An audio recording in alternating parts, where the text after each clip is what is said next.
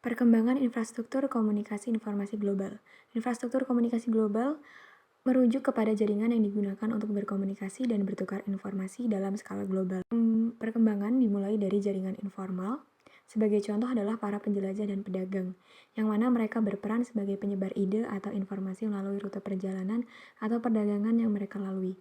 Contoh ide yang disebarkan adalah ajaran agama. Selanjutnya berkembanglah telegraf nirkabel, yang berarti kode Morse yang ditransmisikan melalui gelombang elektromagnetis. Sesuai dengan namanya, nirkabel artinya tidak menggunakan kabel. Dalam konteks ini adalah untuk menghubungkan antar perangkat. Alat sederhana ini mampu mempermudah dalam menyebarkan informasi. Selanjutnya berkembang teknologi telepon. Konsep pertama teknologi telepon dimiliki oleh Antonio, kemudian dikembangkan oleh Alexander Graham Bell hingga tercipta bentuk fisik pertama dari teknologi ini bernama liquid transmitter, sebuah alat berupa kawat yang dipertemukan dengan air yang bersifat konduktor dan asam sehingga menghasilkan tegangan yang dapat mengirimkan percakapan. Selanjutnya adalah radio. Tokoh pertama yang memperkenalkan penggunaan pemancar radio nirkabel adalah Guglielmo Marconi. Teknologi ini dapat dengan efektif digunakan sebagai alat komunikasi dan informasi global. Contohnya seperti manajemen opini publik dan propaganda. Saat itu Amerika Serikat, Inggris, dan Uni Soviet yang menguasai spektrum radio di dunia. Selanjutnya berkembanglah teknologi percetakan. Teknologi menjadi awal terbitnya koran-koran khususnya di Eropa. Diawali dari penemuan mesin cetak Johann Gutenberg, hingga akhirnya teknologi ini menyebar ke benua lainnya dan berbahasa non-Eropa. Koran yang dihasilkan dari teknologi ini bisa dijadikan sebagai alat komunikasi dan pertukaran informasi dalam skala global. Pemanfaatan Big Data dan Metaverse dalam komunikasi global.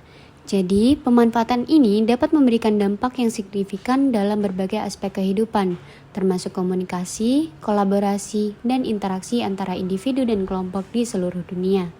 Kombinasi ini dapat memberikan peluang untuk meningkatkan pemahaman lintas budaya, memperluas jangkauan komunikasi, dan membangun kolaborasi global yang lebih kuat. Namun, perlu diingat bahwa penggunaan teknologi ini juga harus memperhatikan masalah privasi, keamanan, dan pengelolaan data yang tepat agar tercapai manfaat yang optimal.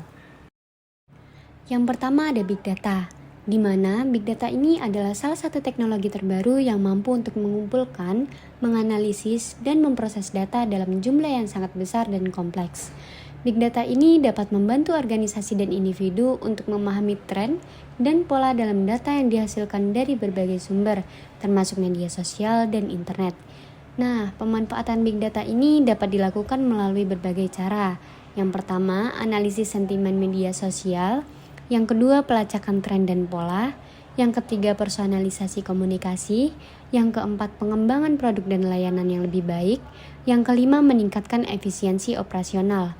Nah, dalam kesimpulannya, Big Data ini memiliki potensi besar dalam meningkatkan komunikasi global dan dapat digunakan dalam berbagai cara yang berbeda. Dengan memanfaatkan teknologi Big Data dengan bijak, organisasi dapat meningkatkan efektivitas komunikasi mereka dan merespon perubahan dalam preferensi dan perilaku masyarakat global dengan lebih cepat dan efektif. Lalu yang kedua ada Metaverse. Nah, Metaverse ini adalah istilah yang digunakan untuk menggambarkan dunia virtual yang terhubung, di mana pengguna dapat berinteraksi dengan lingkungan virtual dan dengan orang lain melalui representasi digital. Pemanfaatan Metaverse dalam komunikasi global ini dapat membawa dampak besar dalam cara kita berkomunikasi dan berinteraksi dengan orang di seluruh dunia. Nah, berikut ini adalah beberapa contoh pemanfaatan Metaverse dalam komunikasi global. Yang pertama, konferensi dan pertemuan virtual. Yang kedua, pendidikan jarak jauh dan pelatihan. Yang ketiga, socializing dan jaringan. Yang keempat, pemasaran dan branding. Yang kelima, hiburan dan seni.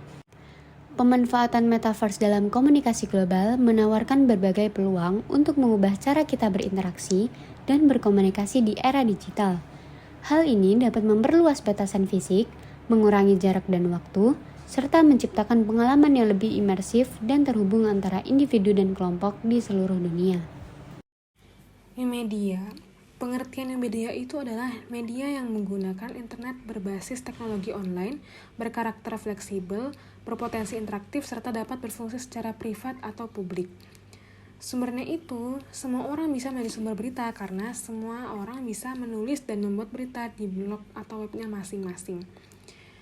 Contohnya itu ada media sosial, game digital, dan surat kabar digital. Nah, contohnya tadi itu kan media sosial ya. Seperti yang kita tahu, kita tuh bisa ngeposting apa aja di sosial media.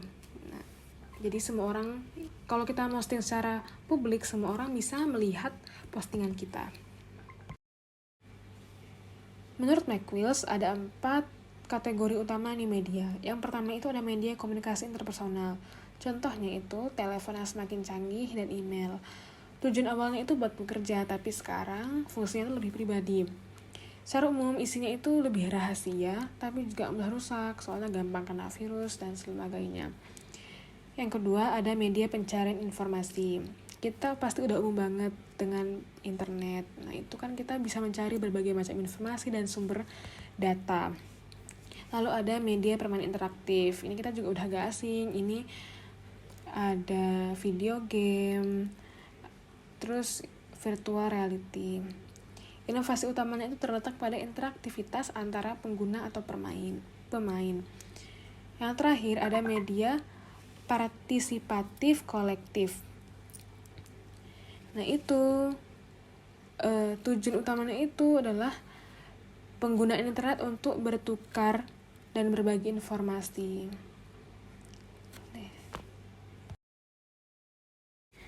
Sebelum adanya new media itu ada old media. Nah tentunya ada perbedaan di antara old media dan new media ini. Old media itu sumbernya itu hanya berasal dari wawancara. Sedangkan new media itu bisa dari banyak orang yang seperti kita tahu itu website, blog, dan segala macam. Terus yang kedua, old media itu waktu memprosesnya lebih lama, soalnya mereka harus ngeprint dulu, terus baru bisa disebarin. Sedangkan new media itu dengan sosmed dan internet kita baru ngirim itu semua orang udah bisa dapat informasi tersebut. Kalau old media itu cenderung satu arah, penonton nggak bisa berkomentar. Sedangkan new media itu konten itu memungkinkan pembaca atau penonton untuk berinteraksi. Biasanya kan kalau di sosial media itu ada kolom komentar. Lalu old media itu beritanya lebih kredibel, lebih terpercaya karena hanya sumber-sumber tertentu yang bisa mengeluarkan berita. Sedangkan di media itu orang awam juga bisa, jadi berita itu berkemungkinan untuk hoaxnya lebih besar daripada old media. Berita yang dimuat dari new media itu berasal dari banyak sumber, sehingga berpotensi untuk dimodifikasi. Akibat dari modifikasi tersebut ialah hoax. Nah, banyak banget kita mendengar berita hoax yang gak jelas sumbernya dari mana.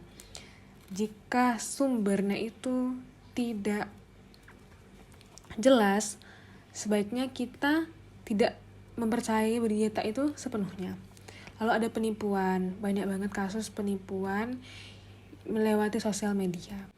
Lalu ada bullying. Ini pasti udah gak asing banget. Banyak banget kita mendengar komentar-komentar jahat dari sosial media yang bisa kita lihat dari kolom komentarnya. Pemanfaatan new media dalam tatanan hubungan internasional baru. Dalam tatanan hubungan internasional baru, pemanfaatan new media telah memberikan dampak yang signifikan. Melalui media sosial dan platform digital lainnya, negara-negara dapat melakukan diplomasi publik dan diplomasi digital, mempromosikan kebijakan luar negeri, mempercepat dan mempermudah komunikasi antar negara dan masyarakat internasional.